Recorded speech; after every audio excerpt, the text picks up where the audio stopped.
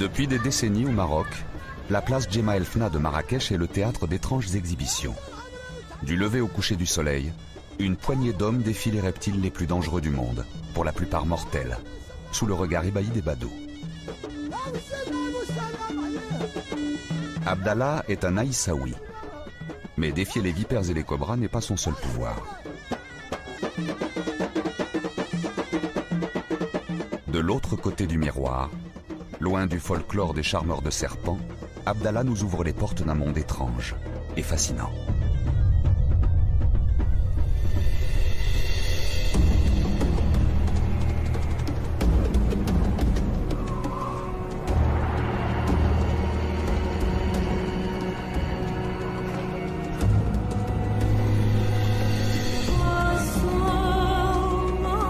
Il est un monde au-delà du monde. Un monde qui apaise, soigne et guérit.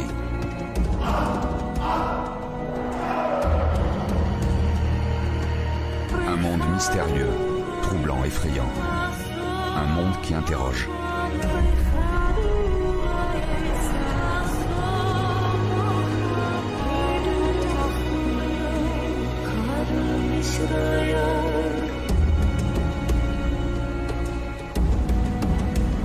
Il est un monde qui défie le désordre, un monde qui défie la mort.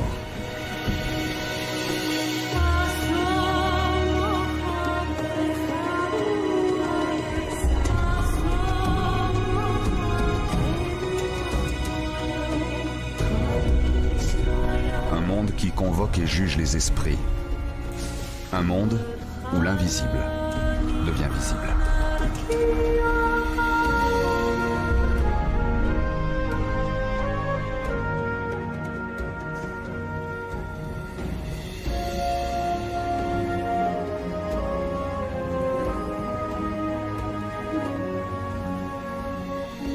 Loin des tumultes de Marrakech, voici Abdallah, le chaman.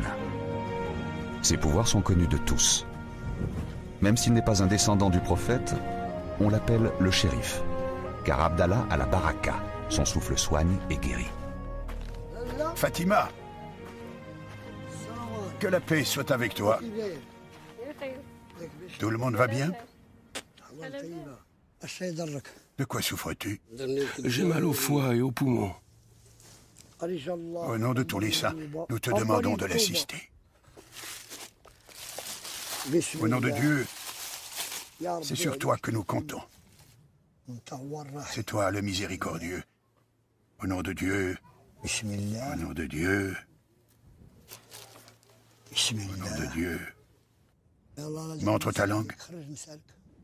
Sors bien ta langue. Tu vas brûler ces encens pendant 3 jours. Celui-là le premier jour, celui-là le deuxième jour, le troisième tu le brûles avec ce talisman. Et pendant 3 jours, tu mets celui-là sous ton oreiller. Celui-là après le 3e jour, c'est bien compris? Et invoque Dieu pour vaincre ton mal. Celui qui en une nuit te transporte d'un état à un autre, c'est lui, Dieu, aux pouvoirs immenses. Que Dieu t'amène la guérison.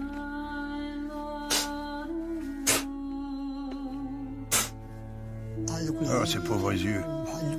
Voyez comme ils sont.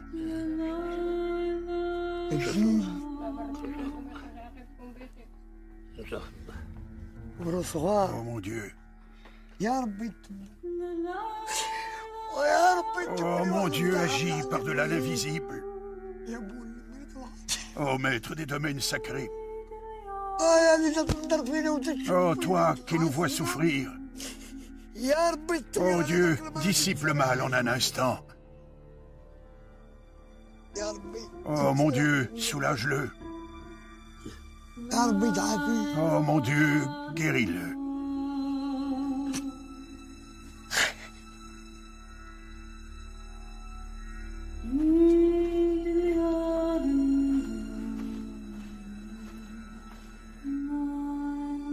Comme le dit Fatima, il faut toujours faire ce qui est à faire et y croire. Et surtout ne jamais regretter de l'avoir fait. Ce soir, elle va prier et veillera sur son mari, comme chaque soir. Bonjour père, tu vas bien? Sois le bienvenu.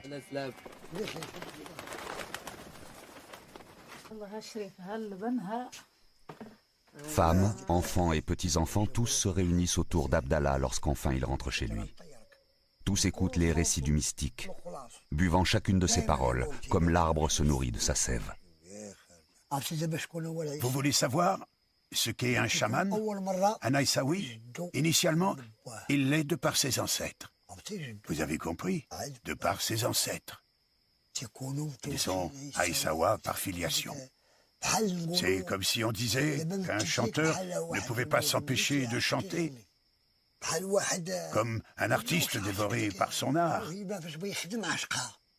On peut dire que c'est un don de Dieu que d'être Aïssaoui.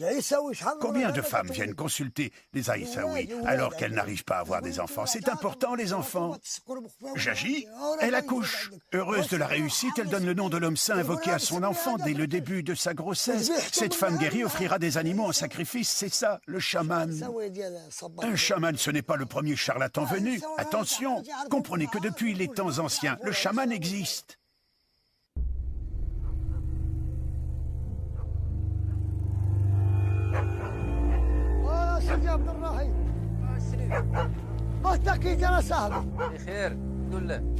Une mue de cobra trouvée près d'une maison, signe qu'un dangereux serpent rôde alentour. L'animal reste invisible, et pourtant il est là, quelque part. Terrorisés, les villageois ont appelé Abdallah au secours, comme toujours.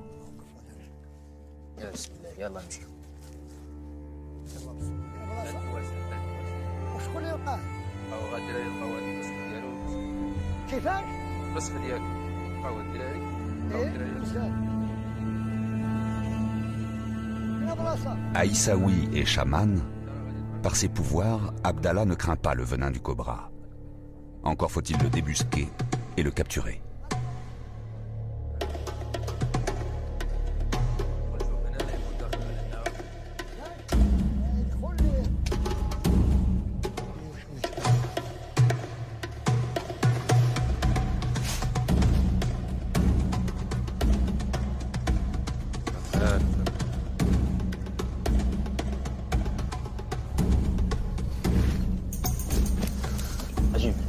Viens par là, il est là. Il est là.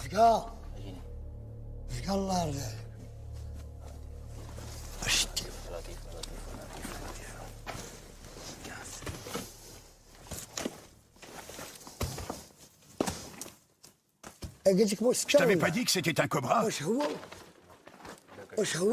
lui ou pas? Ça, c'est un cobra. Un cobra. Ni les enfants ni les vaches ne lui survivraient. واش هو ولا ما هو؟ اي على بابك شوفوا ماشي ديالي هاي قال يمك جمع سخيطة هلا هلا عيني هلا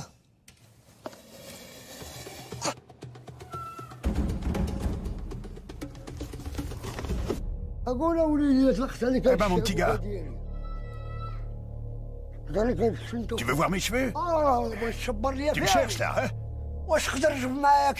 Pour qui tu te prends? Ah, cette gueule de la mort.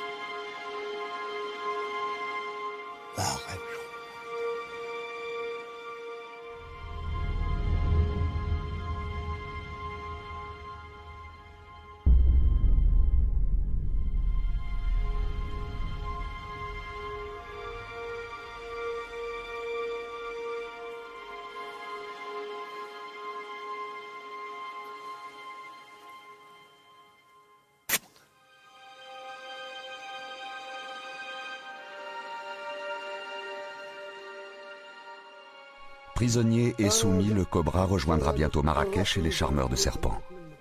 Symbole des esprits malfaisants, il a fait irruption dans le monde des hommes, troublant l'ordre public. Mais Abdallah a su le dompter. Il s'en est même amusé un instant. Face aux esprits du mal, le chaman communique, instaure le dialogue et négocie. Le chaman est d'abord celui qui est habité par les esprits. Le chaman a beaucoup de tourments. Et parmi eux, la possession. Comprenez que celui qui voyage dans le monde des morts et qui est capable d'en revenir, c'est lui le chaman.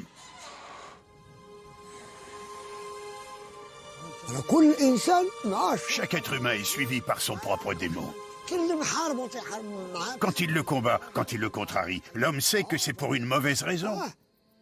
L'esprit guide la conscience de l'homme. Comme on traîne un âne avec une longe. Il fait tout ce que le diable lui demande de faire. Il le saisit et il l'emmène par là. Par là, par là.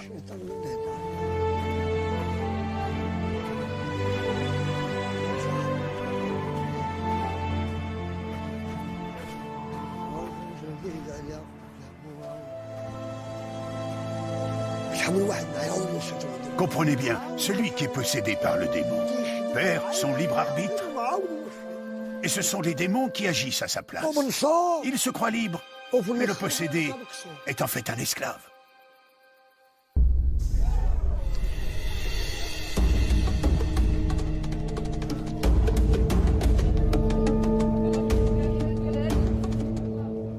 Les esprits sont partout. Ils peuvent frapper les hommes n'importe quand, n'importe où.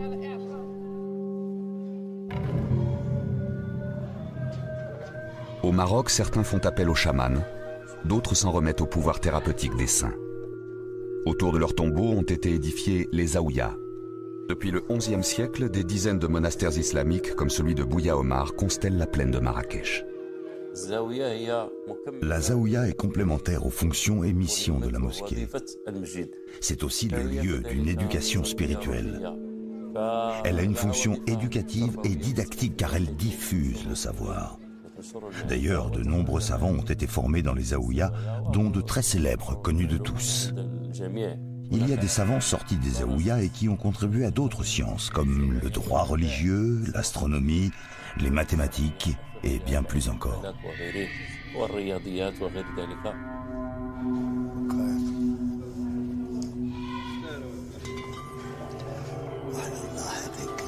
Abdallah est ici chez lui. Membre de la confrérie des Aïssawa, il vient toujours prier le saint Bouya Omar.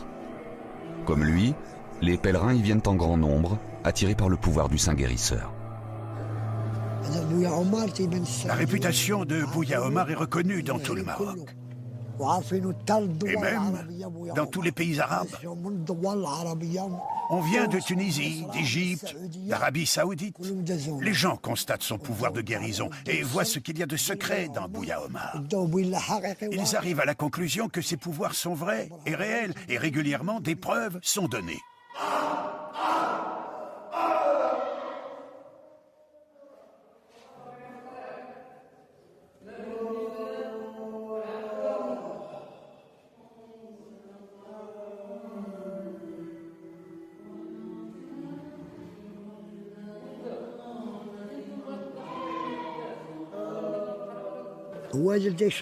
Le plus dangereux, c'est celui qu'on appelle le voilé. Il met le feu dans le corps de l'homme. Il arrive voilé, on ne peut pas voir son visage. Il allume le feu dans le corps de la personne sans que la victime ne s'en rende compte. Le djinn provoque des évanouissements. Et c'est alors qu'un religieux peut détecter la présence des esprits. Qu'il soit victime de sorcellerie, qu'il soit possédé, obsédé sexuel ou drogué, tous viennent chercher la guérison ici. Concernant les drogués, si Dieu le veut, ils arrivent ici et repartent guéris.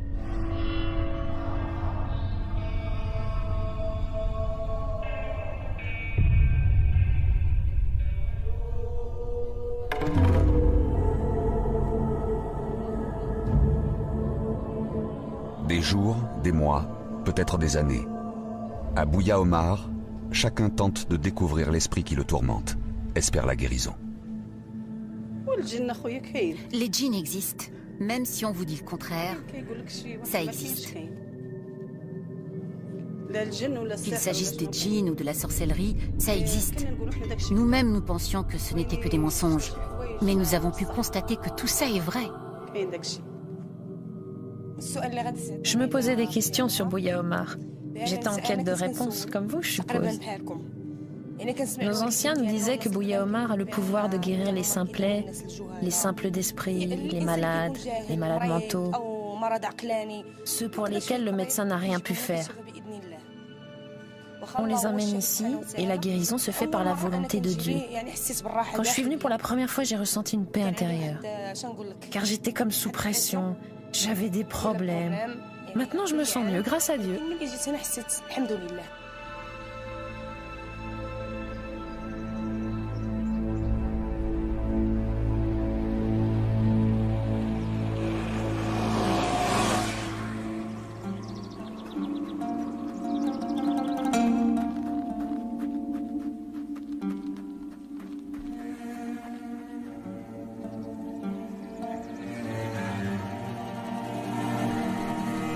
Abdel Kamel était chauffeur de taxi. Aujourd'hui, c'est un homme meurtri, terrassé par un mal invisible qui le ronge depuis plus de 30 ans.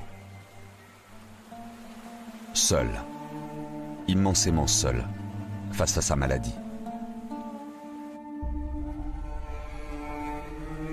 Pour espérer guérir, Abdel Kamel a choisi de séjourner au tombeau du Saint des Saints, Sidi Ahal et sa zaouïa, à quelques kilomètres de Bouya Omar. Je suis tombé malade à l'âge de 19 ans. J'ai perdu mon grand frère, mon père, ma mère. J'ai perdu à peu près 5 personnes. J'ai eu un choc comme un choc et je suis tombé malade.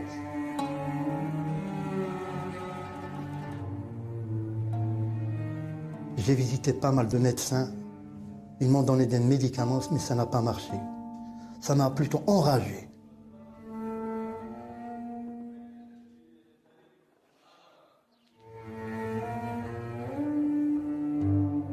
La médecine moderne, je pense que ça peut servir à autres maladies, mais pas aux maladies spirituelles ou psychiques.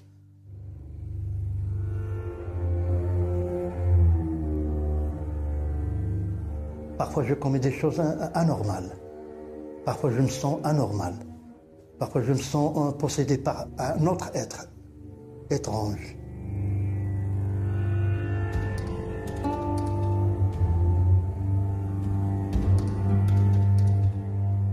Il est invisible, tu ne peux pas le voir. Tu le ressens. Parfois, il te donne le sommeil, parfois, il t'enlève le sommeil. Et tu implores la Providence qu'elle t'aide à se débarrasser de ce démon.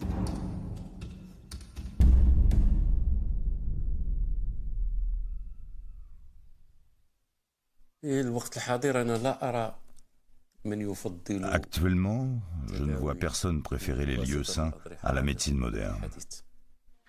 Ils ne recourent à ces espaces qu'après avoir épuisé toutes les possibilités de la médecine moderne, après des visites répétées chez des médecins et des spécialistes. Le malade est ainsi. Il est toujours à la recherche de son remède, de sa guérison. Lorsqu'il entend parler d'un remède, il est naturel qu'il se dirige vers ce remède, car c'est la nécessité de guérison qui le pousse.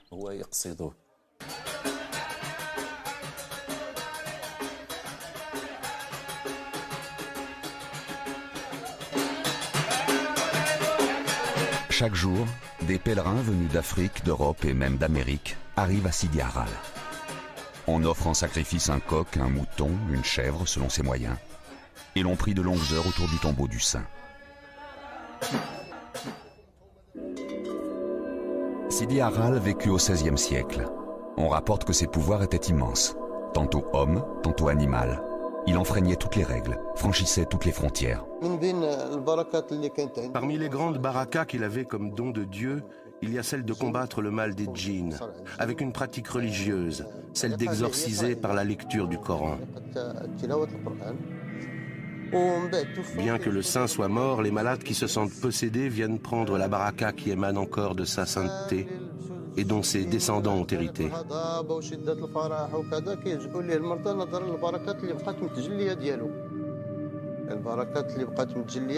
C'est un héritage transmis de père en fils et qui demeure dans le lieu où l'on se trouve actuellement.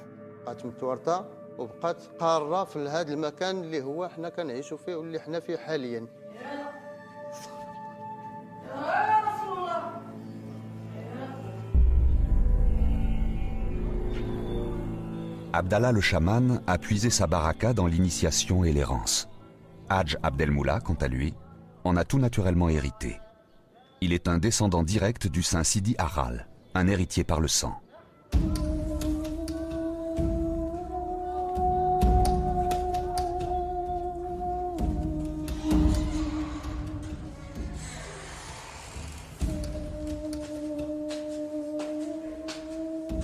Voilà 3 jours qu'Abdelkamel est arrivé à la Zaouïa de Sidi Harral. Son chemin vers la guérison le conduit aujourd'hui auprès d'Abdelmoula. Investi, dit-on, de pouvoir surnaturel, le descendant du saint propose une thérapie par les prières et la transe. Tu as été victime de sorcellerie? D'un djinn? Du mauvais œil? Je pense qu'il s'agit de possession, comme une sorte de maladie psychique. Tu vois des choses en rêve? Non. Mais à chaque fois que ça me prend, je viens visiter la Zaouïa. Donc, ta maladie, c'est comme si tu te retrouvais tout nu, sans djellaba et habillé en jean. Oui, on peut dire ça, oui.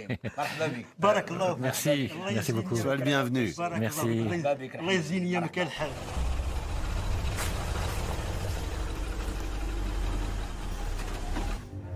Comme tant d'autres, Abdelkamel poursuit son pèlerinage thérapeutique depuis de longues années. Bouatlaoui, Bouya Omar, Sidi Harral, autant de lieux saints à la recherche de la réponse divine et de la délivrance. J'ai visité pas mal de zaouïas de saints, mais à chaque endroit, on me dit c'est pas ici votre jugement. Vous devez aller ailleurs. Mais je cherche. Où est le tribunal qui va juger pour me faire débarrasser de ce démon?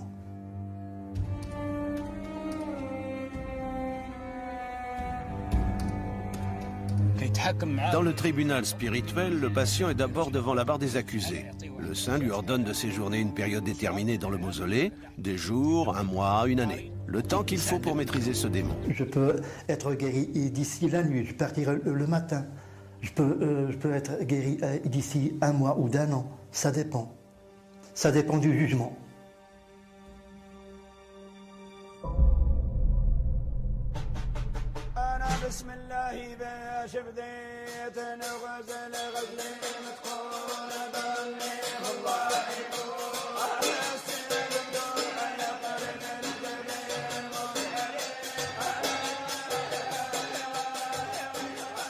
Sidi Harral est un lieu de prière et de recueillement. C'est aussi un lieu où l'on organise de véritables cures chamaniques. Les malades qui le souhaitent peuvent s'y rendre librement. Chacun espère la rémission, prie pour sa guérison, tente par tous les moyens de se rapprocher du divin.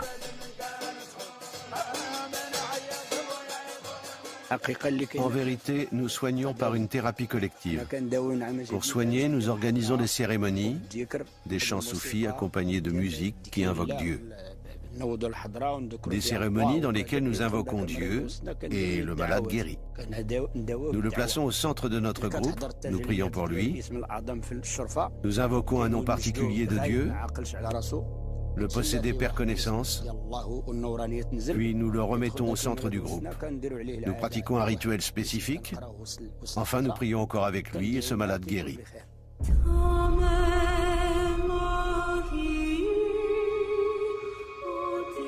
Sous cette djellaba rayée se cache Brahim. C'est ainsi que nous appellerons ce jeune homme de 25 ans, pharmacien et père de 2 petits-enfants.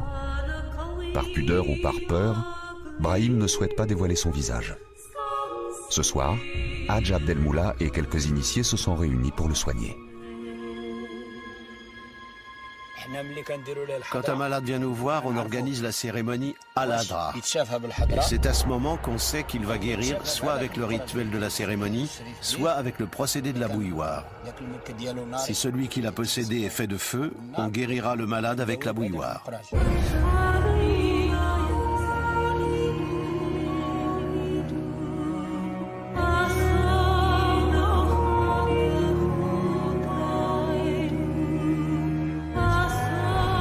Parvenus à l'extase, affranchis de la peur et de la douleur, certains initiés seront capables de boire l'eau de la bouilloire, une eau en ébullition, une eau brûlante.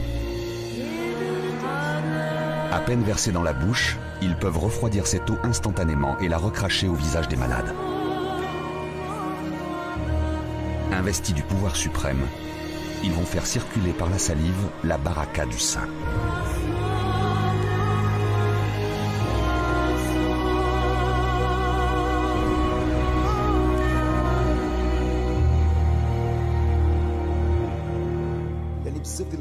La maladie provoquée par des djinns est la seule maladie incompréhensible. Même celui qui en est atteint n'arrive pas à comprendre, car le djinn trouve sa demeure dans l'esprit de l'individu. Le démon ne circule pas comme le sang dans le corps d'un homme. Ce sont les paroles de Dieu dans le Coran. C'est une chose qu'on ne peut voir à l'œil nu, mais selon les paroles de Dieu, ces choses existent. Les démons marchent à côté de nous. Ils sont même à côté de nous maintenant.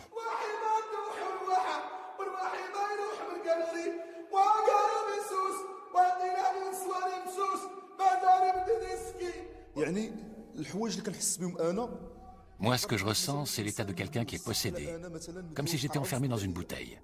Ce n'est pas une vraie bouteille, mais c'est le sentiment que j'ai. C'est ce sentiment qui guide tout. C'est comme une force qui nourrit une peur, malgré le malade. Contrairement au malade psychique, quand celui-ci a peur du noir, il allume la lumière et la phobie disparaît. Alors que le malade du djinn a autant peur dans l'obscurité que dans la lumière.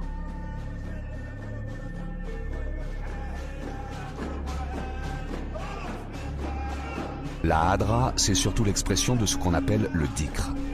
Maintes fois répété, le nom d'Allah le Tout-Puissant se transforme peu à peu en râle profond et saccadé. Un appel aux esprits, au monde caché, qui caractérise l'appel du chaman. Et cela partout dans le monde, sans distinction de langue ni de religion. Ainsi surgit au grand jour, pour les non-initiés, la quintessence même du rite chamanique.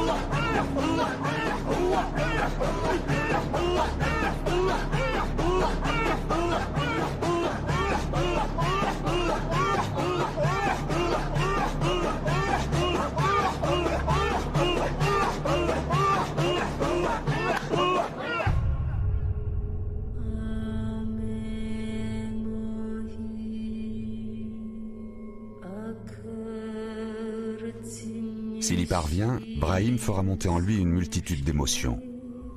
De cet état naîtront des rêves, des intuitions, des visions. Ainsi exprimés, les sentiments les plus enfouis pourront se libérer, guidant peu à peu le malade sur le chemin de la guérison.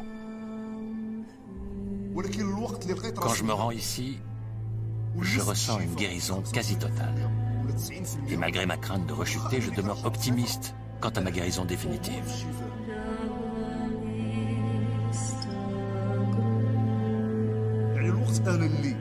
Ici, je me suis senti sous la protection de l'homme saint, sous la protection de ses descendants, sous la protection aussi d'autres personnes qui ont guéri. J'ai aussi vu des gens qui étaient dans un état bien pire que le mien, et je me suis adapté à mon état. Alors je me suis renforcé et j'ai pris conscience de qui j'étais. J'ai compris que mon destin est comparable au destin de ceux qui m'entourent. Comme eux, je peux être amené à guérir et partir d'ici, car un jour Dieu peut donner la guérison.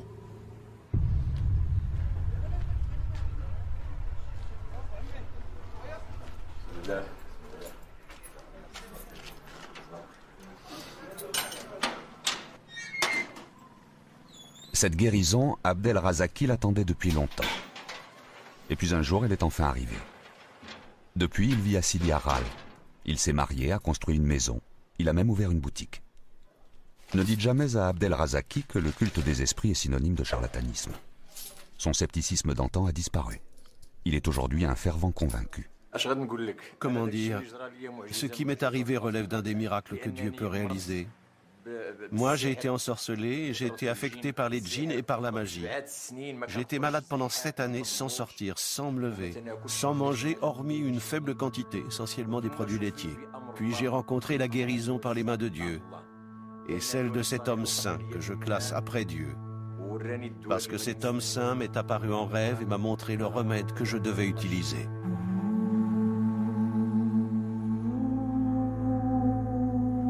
Mais Abdel Razaki ne fut pas le seul à être touché par la grâce du saint.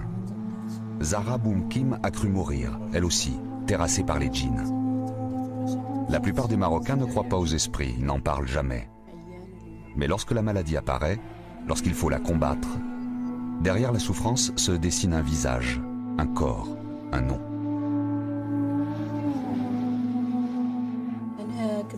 Je restais à la maison, j'étais malade. Je tombais par terre, j'étais prise de crise. On me lisait des passages du Coran et les hommes autour de moi demandaient aux djinns de leur parler. Ils ne me demandaient pas à moi de leur parler, mais aux djinns qui étaient en moi de dialoguer avec eux. Un homme saint m'apparaissait en rêve et me disait « Nous avons repéré ton djinn, il nous a été visible dans une image négative. » Puis la seconde nuit, j'ai rêvé à nouveau et le saint m'a montré celui qui allait devenir mon mari. Il m'a aussi annoncé qu'après mon mariage, j'aurais une fille avec lui que je prénommerais Fatma Azara. L'homme saint m'avait prédit cela avant même que je me marie. J'en ai fait part à mes parents et ils ont accepté le mariage. Donc notre mariage visait à éloigner les possédants. C'est-à-dire que c'était un remède pour nous deux.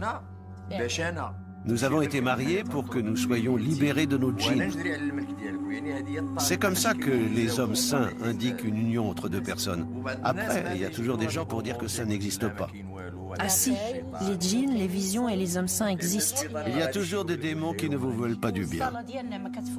Nous ne manquons jamais une prière de l'aube. Maintenant, nous voilà mariés depuis 20 ans et nous ne ratons jamais une prière. Les esprits ont choisi de vivre dans les endroits désertés par les hommes.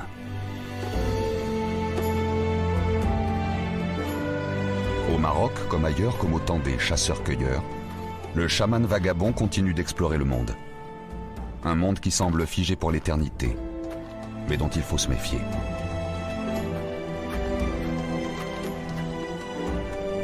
Effleurant de sa serpe les rochers et les pierres, derrière l'ordre apparent, Abdallah entrevoit pourtant le désordre. Il tourne, creuse et fouille. Il sent sa présence.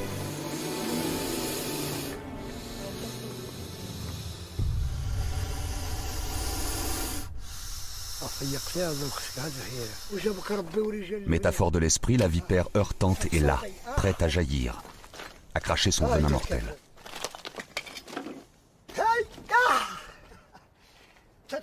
Ah, tu te défends. Tu veux te rapprocher de moi? Ah, tu te défends? Défends-toi. Viens par là. Viens par là. Viens par ici. Espèce de mécréante. C'est le jugement qui s'est abattu sur toi. Le jugement de la maison de Tassaout, des gens des cérémonies et du repentir.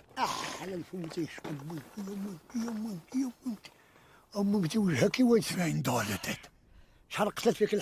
Oh, combien les jugements de Dieu et de mon ancêtre Bouharal se sont abattus sur toi. Je jure par Dieu Tout-Puissant que celle-ci a dû en tuer des vaches et des brebis. Que Dieu soit béni car il t'a amené à moi. Voilà ta maison, c'est là que tu habiteras. Entre à l'intérieur. Entre. Entre, c'est ta maison. Entre, vaurien. Tu t'énerves? Entre, c'est le jugement qui s'est abattu sur toi, le jugement de Dieu et de Sidi Haral. Je jure par Dieu que ce jugement vient des Tassaout et que tu m'étais destiné. Ainsi soit-il. Merci à Dieu.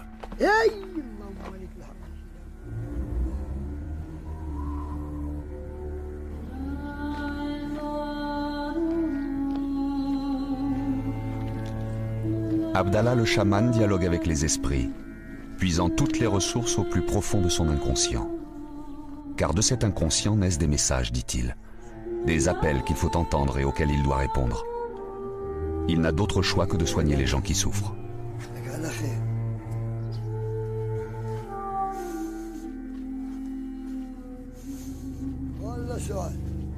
Ce soir, au bout du chemin, il retrouve la maison de Saïda. Abdallah connaît Saïda depuis longtemps, depuis le jour où retentirent ses premiers cris de détresse. La première fois que je me suis sentie possédée, je vivais sur un chantier, près d'une mare. C'était la veille de l'Aïd. J'avais juste un matelas avec moi. Je suis entrée dans la mare sans savoir ce que je faisais. Je ne croyais pas aux djinns lorsque j'étais jeune. Je suis tombée dans cette mare et pendant 22 jours, j'ai été malade. J'attrapais ma main comme ça et je l'arrachais avec mes dents. J'ai encore des traces là. Regardez. Voilà. Lorsque je me blesse là et que je bois mon sang, je me réveille d'un coup et je reprends connaissance. Les gens d'ici aiment Saïda, car son parcours est exemplaire. Malade depuis l'enfance, d'union forcée en mariage raté, la vie ne l'a pas épargnée. Des séjours prolongés à Bouya Omar ont fini par lui révéler l'identité des esprits qu'elle porte en elle. Selon l'apparence qu'il prend, je le reconnais. Quand il m'apparaît sous la forme d'un homme, je le vois parfois se battre avec un autre homme. Parfois, il me demande de lui faire des sacrifices. Parfois, il me frappe. Au début, c'était toujours lui qui me possédait et il réclamait tout le temps du sang. Donc moi, j'avais toujours soif de sang.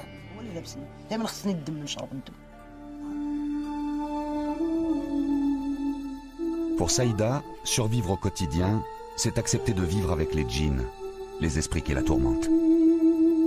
Elle sait aujourd'hui qu'une alliance entre deux mondes est possible. Je te le dis, tu seras la bienvenue lors de la Lila. D'accord. Tu y refroidiras tes esprits. Tu entreras en transe. Tu pourras entretenir ta transe dans la Zaouïa. Tu pourras faire ce travail de dialogue. Et si Dieu le veut, cela aboutira à la guérison et au remède. Et j'irai mieux. Oui, ainsi tu retourneras chez toi, il n'y a pas de doute.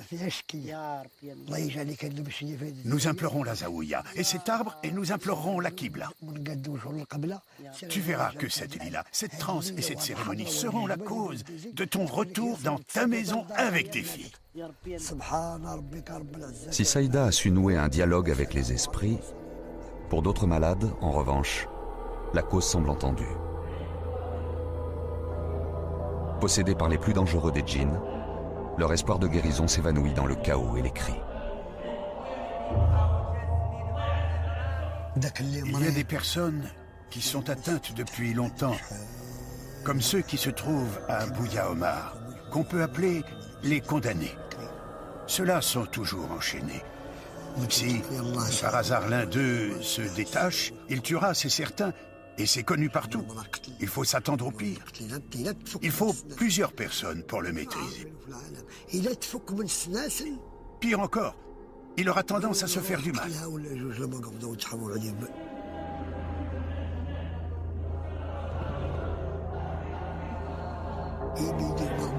Cependant, par la volonté de Dieu, il peut éventuellement guérir.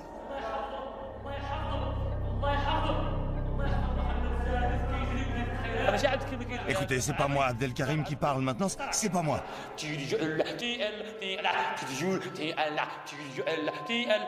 Mais c'est le djinn, c'est lui qui parle. Comment? Oui, c'est le méchant djinn, le boucher le plus dangereux. Il a possédé Abdelkarim depuis l'âge de 15 ans, alors qu'il lisait le Coran. Il y a maintenant 36 ans et 8 mois que ce djinn le torture. J'ai tellement dépensé d'argent pour me soigner. Et personne ne peut m'aider, personne, sauf Dieu Tout-Puissant. Que dire de ces malades mentaux et de leurs conditions de vie? Le constat semble effrayant. Ici comme ailleurs, on ne sait toujours pas traiter efficacement ce qu'on nomme pudiquement la folie.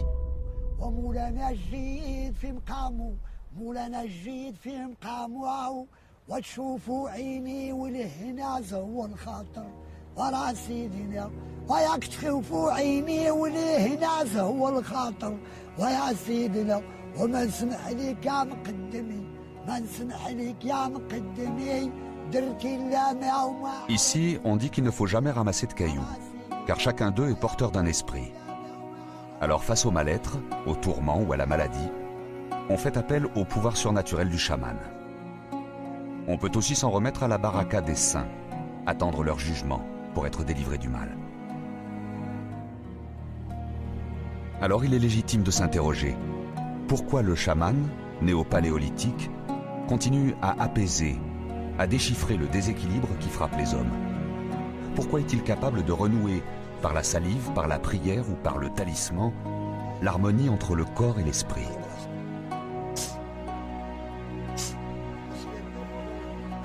Le chamanisme occupe très certainement des fonctions que les grandes religions monothéistes ne parviennent pas à satisfaire. Ces religions ont su introduire l'ordre, conviant les hommes à s'en remettre aux mains d'une volonté divine, un Dieu parfois lointain et en tout point transcendant.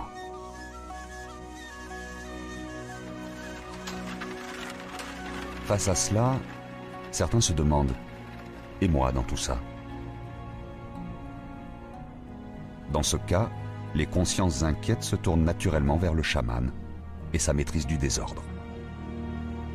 Par ces pratiques, les hommes entrevoient l'espoir d'un bénéfice immédiat, l'espoir d'une guérison.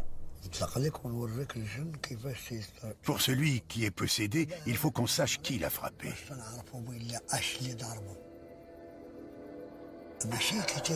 On l'emmène chez nous, à l'endroit où l'on prépare notre rassemblement. Par exemple, notre rassemblement est organisé chez un malade. Cette nuit, on saura qui a frappé le possédé. Et qui nous montrera ce djinn? C'est la flûte.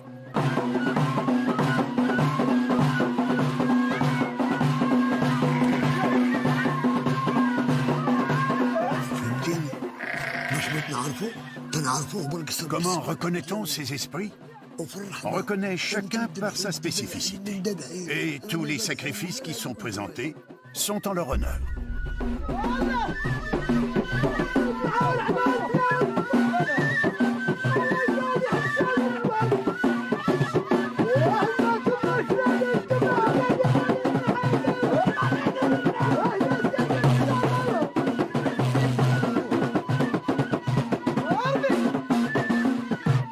À la différence de la Hadra, ainsi commence la Lila, au son des flûtes et des bendirs. Lentement, Saïda apprend à se familiariser avec les entités qui sont en elle, à nouer un dialogue avec elles. Alors, seulement, elle franchira l'abîme, passant de l'état de possédé frappé par les esprits à celui d'illuminé. Investie par l'esprit, Saïda se met à parler. Elle laisse échapper des intuitions, des prophéties, une parole inspirée que les hommes vont écouter. En fait, quand j'entends les flûtes, mon cœur et mon corps subissent une sorte de tonnerre. Mon esprit s'en va. Où il est, Dieu seul le sait. Mais en tout cas, je perds la raison. Moi, j'entre en transe. Je ne suis pas en état d'évanouissement dans ces moments-là. J'entre dans la transe des hommes saints de Jilala.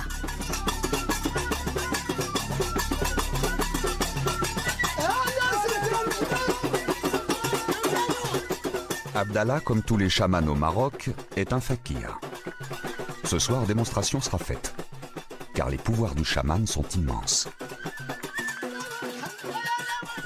Face au renoncement, à la vie d'errance, le corps ne peut être une entrave. Mieux encore, dans un état d'extase, le chaman ne craint ni le fer ni le verre. Un voyage au-delà des frontières de la douleur et du mal.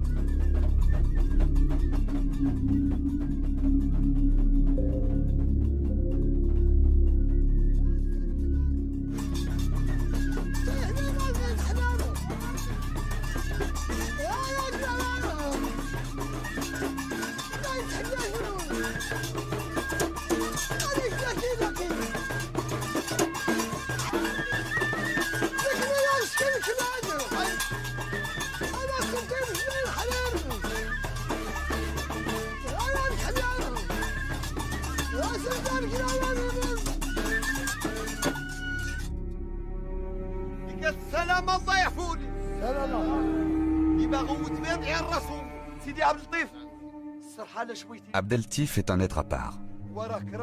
Ancien pensionnaire de la Zaouïa de Bouya Omar, Abdeltif est aujourd'hui guérisseur.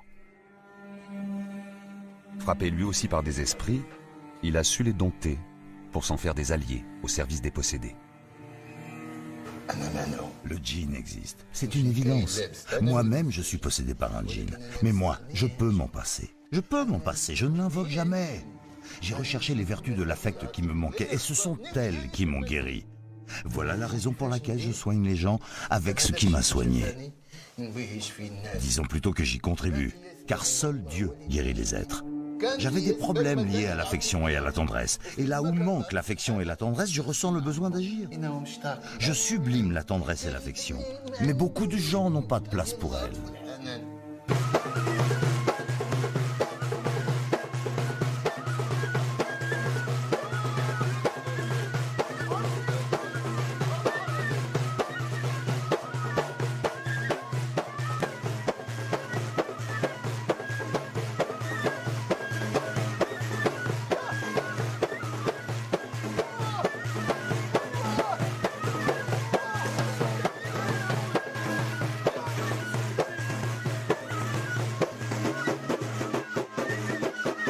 Abdeltif nous démontre par la transe que dans le chamanisme, aucune rémission définitive n'est possible.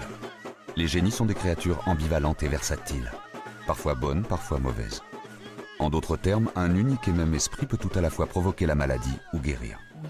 Dieu nous préserve du feu, Dieu nous préserve du fer. Car quand on est en transe ou quand on fait du chamanisme, on doit invoquer Dieu en disant « Dieu préserve-moi, Dieu préserve-moi ». Dieu préserve-moi, Dieu préserve-moi. Ceci pour que les gens qui t'observent dans ta transe partagent et apprécient tes efforts.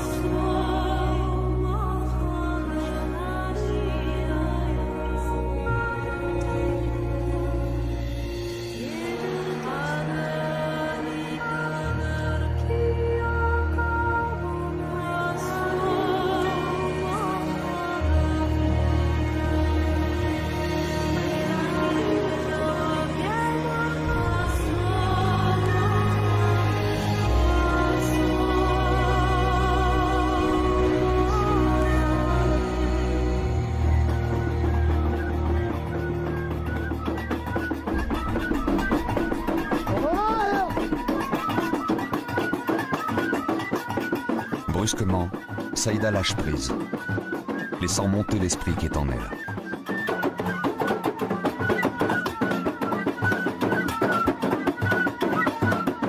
Jour après jour, année après année, elle a su le dompter, lui permettant de temps à autre de s'exprimer.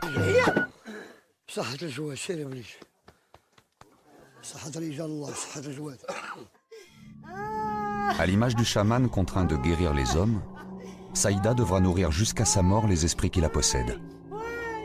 Tel est le prix qu'elle devra payer pour retrouver la sérénité et l'apaisement. Venez à nous, hommes de Dieu. Venez à nous, hommes saints. Au nom du Coran, de la Torah et des évangiles. Il sait tout de chacun d'entre nous. Il est omnipotent.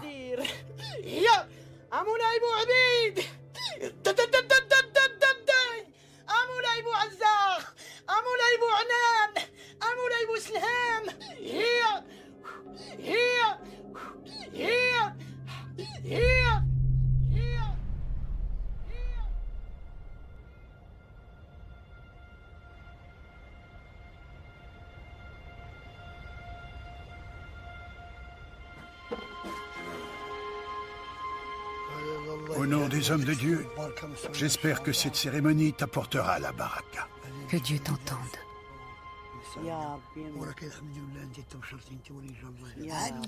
Vous me demandez comment le chaman connaît les djinns? Osez le devenir ou simplement y penser. Ce n'est pas donné à n'importe qui. Il faut être un fou pour tenter de devenir un chaman. Demandez à quelqu'un d'essayer, il vous dira non, non. Demandez-lui de toucher ce serpent. Il ne le pourra jamais.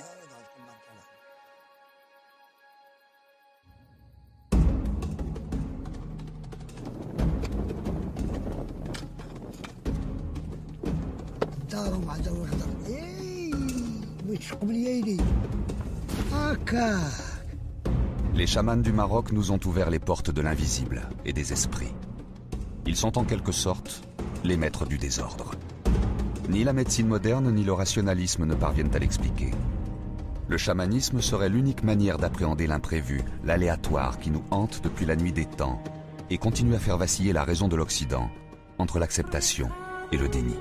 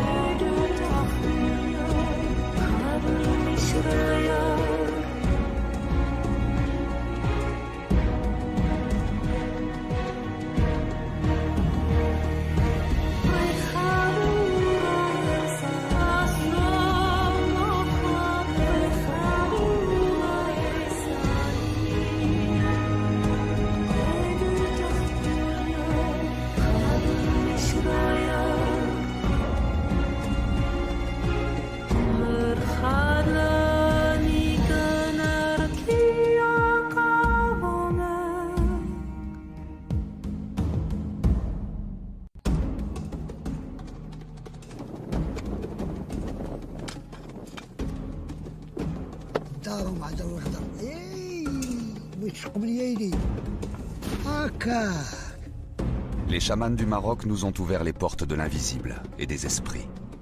Ils sont en quelque sorte les maîtres du désordre. Ni la médecine moderne ni le rationalisme ne parviennent à l'expliquer. Le chamanisme serait l'unique manière d'appréhender l'imprévu, l'aléatoire qui nous hante depuis la nuit des temps et continue à faire vaciller la raison de l'Occident entre l'acceptation et le déni.